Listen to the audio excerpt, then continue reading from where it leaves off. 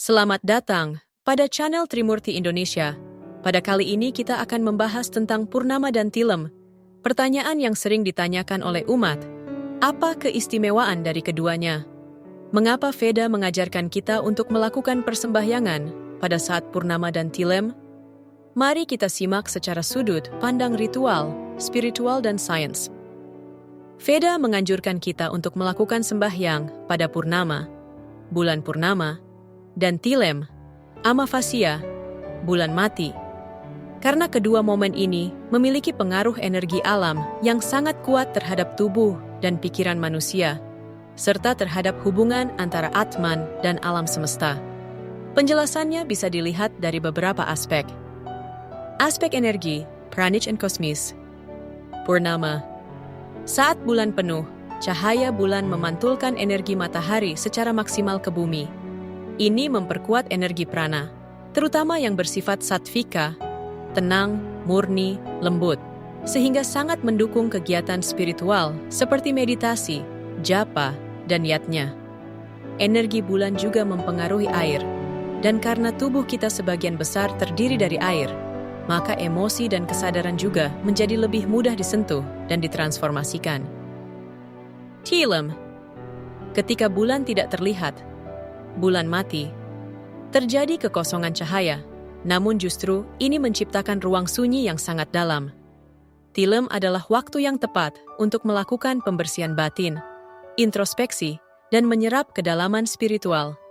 Pada saat ini, energi tamasik, gelap, lembam, juga lebih dominan, sehingga perlu dinetralisir dengan upacara dan doa agar tidak masuk ke dalam batin. Aspek psikologis dan karma. Purnama membawa perluasan pikiran dan emosi, sehingga sangat cocok untuk memperkuat niat baik, melakukan pelepasan karma buruk melalui puja dan pradaksina. Tilem adalah momen tenang yang baik untuk menghentikan kebiasaan buruk, melepaskan ikatan emosional, dan menyelaraskan diri dengan hukum karma melalui pengakuan, pertobatan, dan pemurnian. Banyak ritual dan sadhana yang dilakukan di malam Tilem yang berorientasi pada pertobatan dan pemurnian energi, seperti malam Navaratri, malam Shivaratri, pengerupukan. Aspek astronomis dan tattva. Dalam Jyotisha, Vedic Astrology, Purnama dan Tilem adalah dua titik klimaks dari siklus bulan yang melambangkan nafas kehidupan, inhale dan exhale dari alam semesta. Sembahyang sadhana di kedua waktu ini menyelaraskan kita dengan ritme kosmis. Chandra, bulan, berkaitan dengan manas, pikiran. Maka sembahyang saat perubahan fase bulan membantu menstabilkan pikiran dan memberi kekuatan untuk naik ke tingkat kesadaran lebih tinggi. Meditasi, dhyana. Aspek bhakti dan yatnya. Dalam agama Tirtha, Hindu Bali, Purnama adalah waktu pemberian anugerah, prasada. Sementara Tilem adalah waktu untuk pembersihan, melukat, pembersihan buana, alit, dan agung.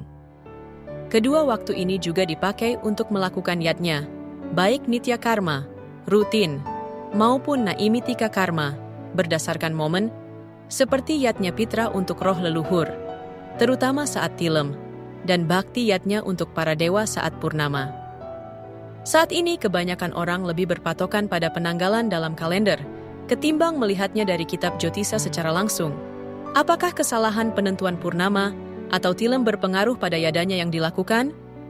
Jawabannya, ya, bisa berpengaruh, namun tidak selalu fatal, tergantung niat dan jenis ritualnya. Berikut penjelasan menyeluruhnya.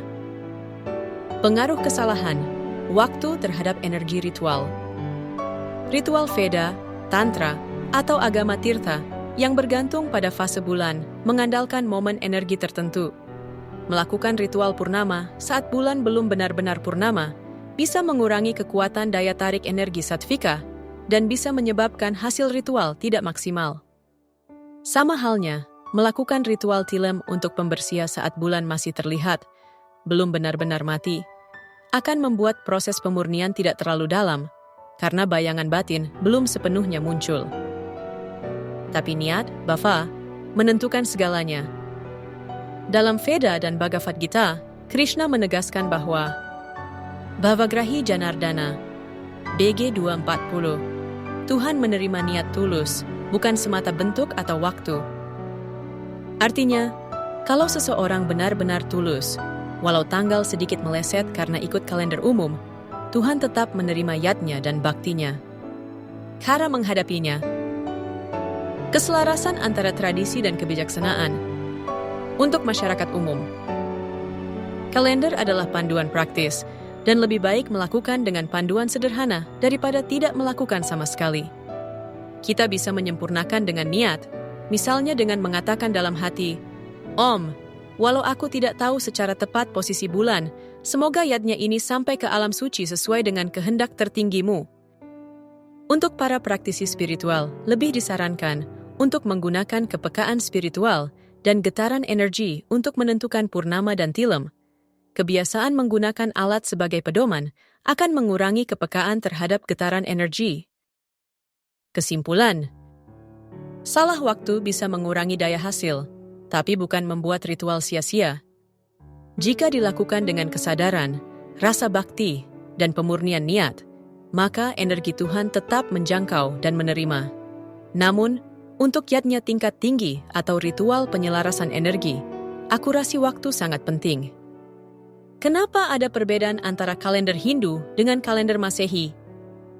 Astronomi Barat, NASA, almanak biasa, menganggap purnama terjadi saat bulan berada tepat 184 konen dari matahari, full moon.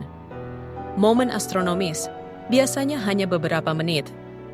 Kalender Veda, Josko, Drik Panchang, Sita Hindu tradisional, menggunakan titi, yaitu perhitungan berdasarkan sudut elongasi antara matahari dan bulan sejak bulan baru, Amavasya. Purnima titi biasanya berlangsung sebagian hari sebelumnya dan berlanjut sampai keesokan harinya. Kalau purnima titi belum dimulai hari ini, maka kalender akan menetapkan besoknya sebagai hari purnama, walau secara astronomi bulan sudah penuh malam ini. Mana yang diikuti? Untuk sembahyang tradisional, ritual, dan upacara Veda, sebaiknya ikuti titi, seperti yang ada di Drik Panchang. Karena yatnya dan puja lebih tergantung pada titi, bukan visual semata. Untuk sadhana, karena dilaksanakan setiap hari 2 kali, maka kesalahan penentuan purnama tilem tidak berpengaruh. Sedikit pengantar tentang Ijotisa. Jyotisha. Jyotisha artinya ilmu cahaya, cabang dari Veda yang mempelajari hubungan antara gerakan benda langit dan kehidupan manusia. Di dalamnya ada Ganita, ilmu hitung astronomi, kapan tilem, purnama, transit planet, dan Diau. Hora, analisa waktu kelahiran dan kehidupan, biasanya dipakai dalam astrologi Veda. Samhita, petunjuk umum untuk masyarakat, kapan bertani, menikah, upacara, dan dalals. Semoga bermanfaat. Om Namah Shivaya.